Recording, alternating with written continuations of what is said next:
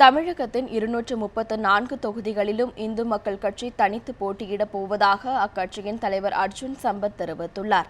தேனி மாவட்டத்தில் இந்து மக்கள் கட்சி நிர்வாகிகளிடம் விருப்பமனு பெறும் நிகழ்ச்சி நடைபெற்றது.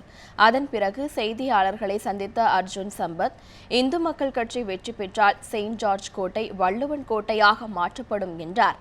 மக்கள் நல கூட்டணி மாற்று கூட்டணி அல்ல என்றும் அது ஏமாற்றத்திற்கான கூட்டணி என்றும் அவர் விமர்சித்தார்.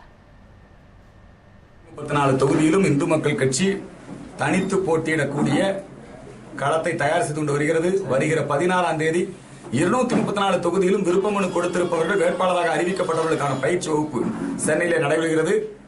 20ஆம் தேதி என்னுடைய பிறந்த நாள். அன்றைக்கு இந்து வாக்கு வங்கி தினமாக தமிழ்நாடு முழுக்க கடைபிடிக்கப்படும். இந்துத்துவ அரசியல் பிரச்சாரம், ஓட்டு கேட்கின்ற நிகழ்ச்சி, எல்லா வேட்பாளர்களும் ஓட்டு கேட்பார்கள்.